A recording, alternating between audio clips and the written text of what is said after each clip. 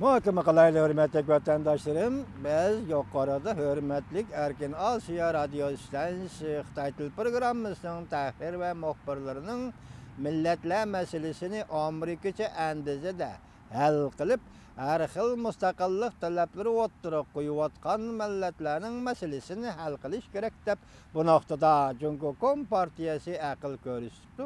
Ularning aql ko'rsatganimi to'g'ri, aql ko'rsatib turmasa bo'lmaydi.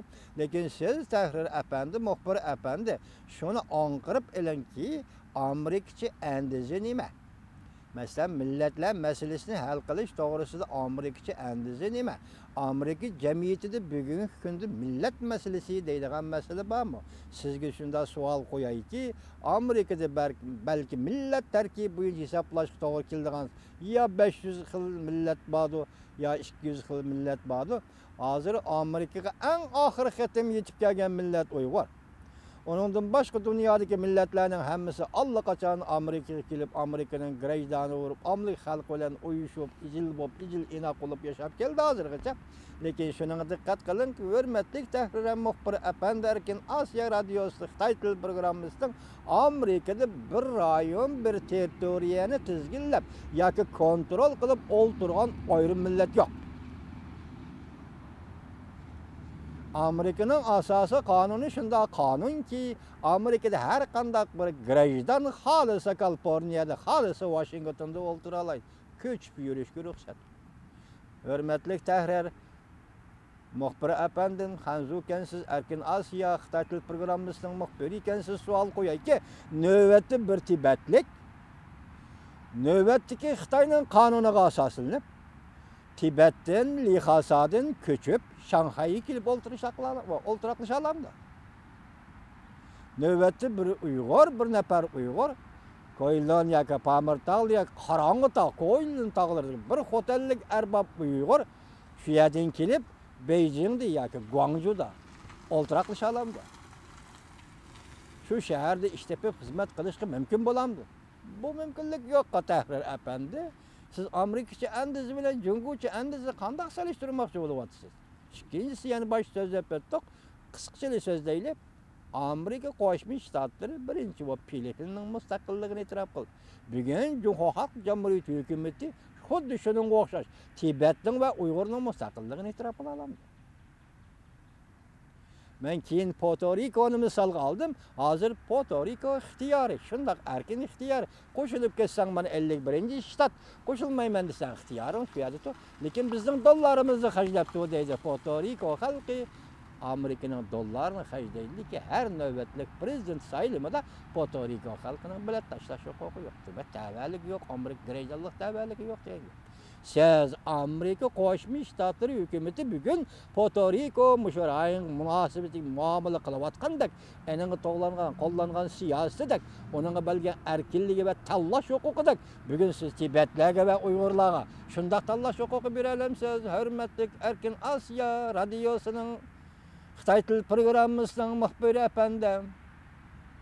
Siz bugün Tibetlarga Amerika Qo'shma Shtatlari Puerto Rico'ga bergan huquqni bera olamsiz Tibetga. Uyg'urlarga Amerika Qo'shma Shtatlari hukumatı Puerto Rico'ga bergan huquqni bera olamsiz Uyg'urlarga. Emsi nima andiz Amerikacha andiz. Men onaga bosh so'zildim-ku. Buning uchun sening millatingda qonun eng bo'lish kerak. Bunun için yaxşı yamanla odamgarchilikning, insonparvarlikni ta'kidlaydigan axloq eng bo'lish kerak. Sen mandaq selishtirib bak. Amerika grajdanlari bilan Jungo grajdanlari o'rtasida farqni selishtirib bak. Bugun büyük birlik, büyük ittifaqlik, Datong Tianxia ni qo'llaymiz deb davron salavatida Jungo rahbarlari nemishqa ikkinchi bir odamni qo'shib olib, ikkinchi bir millatni qo'shib olib, ikkinchi bir davlatni qo'shib olib, nemishqa büyük birlik, büyük odillik, büyük inoqlik ta'kidlamoqchi bo'ldi. Nemishqa sobiq sovetlarni doğramaysan, Gorbachevni nemishqa doğramaysan. Hamma narsani bo'ldi, tech yo'llarni bo'ldi, nemishqa doğramaysan. Oğlum insoniyatning adamlari. Sen şu insoniyat qatoriga kirib baqsan olmami? Nemişki o'zingning millat qarishini, yoki imperialik millat qarishingni, yoki jahongirlik millat qarishingni. Yaqinda shunday dedi-ku, Jahongir yangi mustamlikchi. Sen kona yeni müstemlikçilikten hem xillerini, hem alaylıklarını vücudunu cemlegen Cumhuriyet Halk Cumhuriyeti hükümeti sen bilgen bu Erkin Asya Radyosu'daki Xitaylarning anglitish programmasidan paydalanib, muxbirlarına po'ristidan va uning g'animatidan paydalanib, Amerikacha o'zing tushunmaydigan Amerikacha andiza.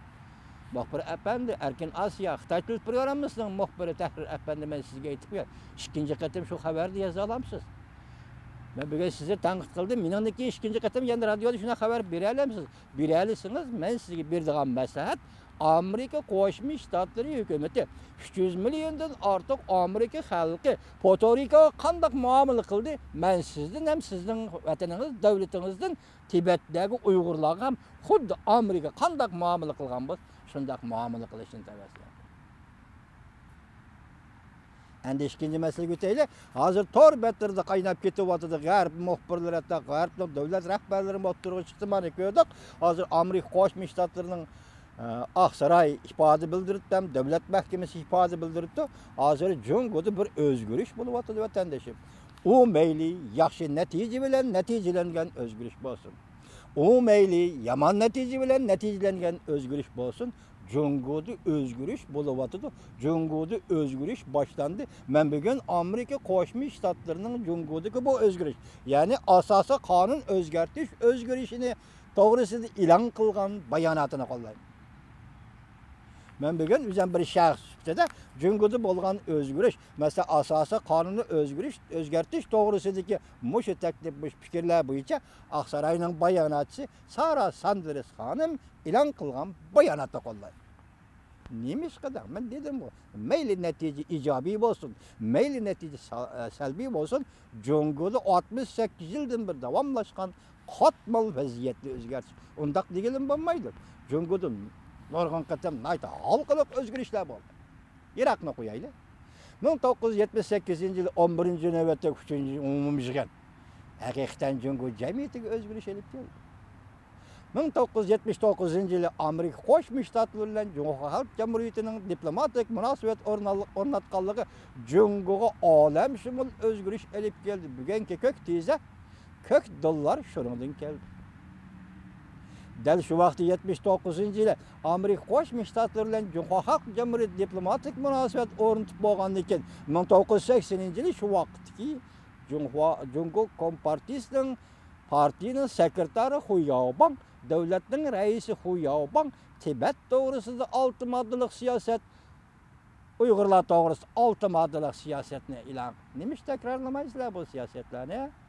Neymiş teşvik kılmayızlar? Neymiş özleştirmeyiizler? Neymiş düşündürmeyiizler? Neymiş şer'i ilmeyiizler? Erkin Asya Radyosu Xitay Til programımızdan muhbiri Tahrir janoblar. Düşündürüp baksanlar bulmam. Bu Jungoga elip kelingan, ya'ni Amerika Qo'shma Shtatlari bilan munosabatni yaxshilagandan keyin yetib kelgan intayin zo'r o'zgarish. Intayin zo'r o'zgarish. Endilikda bugun biz qaraylikki, Jungoda 19. navbatlik partiya qurultayi oxirlashgandan keyin arkadan nayt tez 3 umumiy yig'in o'tkazildi. Bunun ikinci umumiy yig'inida asosiy qonunni o'zgartirish to'g'risida fikr o'tirg'i qo'yildi.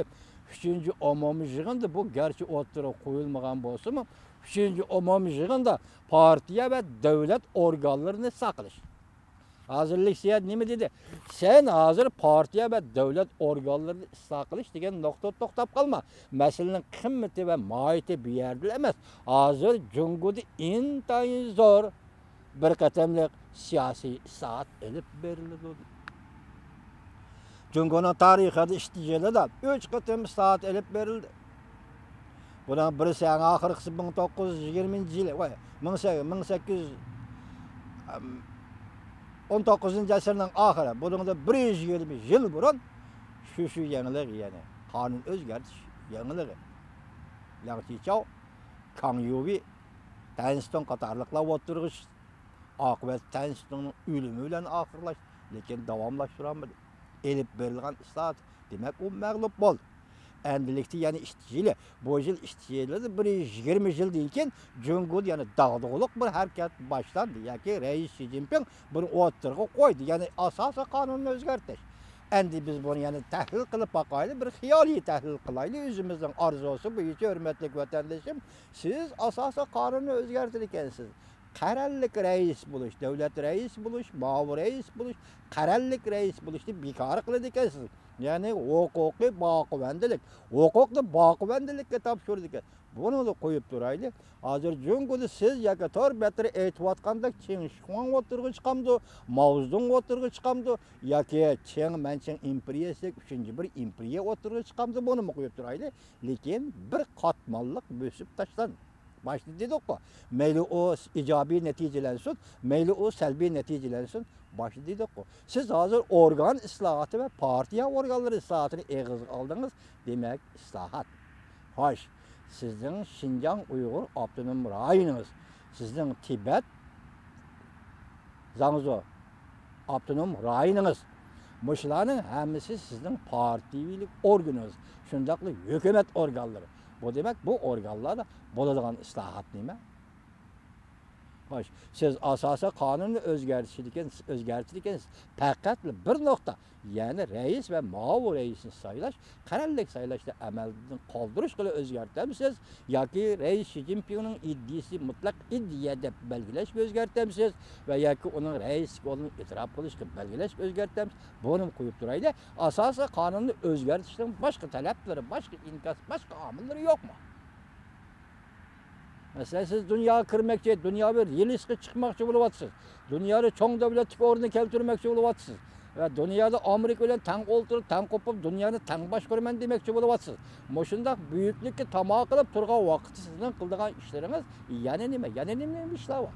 Mesela 1997 yılı 10. ayda imza koygan Birleşken Devletler Teşkilatı'nın kanun. 1998 yılı 3. ayda imza koygan Birleşken Devletler Teşkilatı'nın kanunu. Fuqarolar huquqi, siyosiy huquq, xalqaro ehtiromisi, madaniyat, jamiyat, iqtisod huquqi, xalqaro ehtiromisi. Bu qatim qurultayda 3. ayda oldimizda o'tkazilgan qurultayda asosiy qonunning yuqorqi modelini o'zgartirish asosida moshini ham o'zgartiramiz yoki Birleşken Devletler Teşkilatı'nın qonunlarini asosiy qonunning tarkibiga elib kirib ijro qilishga yo'l qo'yamsiz. Tasdiqlamsiz. Mana bu asosiy qonun harakatidir. Mana bu shu vaqt asosiy qonun harakati bo'lib qoldi. Chunki bu qonunlarning birinchi moddasi va kirish so'zida o'xshashlar har qanday xalqning, har qanday millatning o'z taqdirini o'zi belgilash huquqi bor deb e'tirof qildi. Şunu biz bunu kütümüz xiyalan emas, biz talep qilamiz ham hurmat qilamiz. Hem sizni qo'llaymiz. Rais Xi Jinpingni asosiy qonun o'zgartirilgan qo'llaymiz. Xalq vakillar qurultayi asosiy qonunni o'zgartirilgan qo'llaymiz.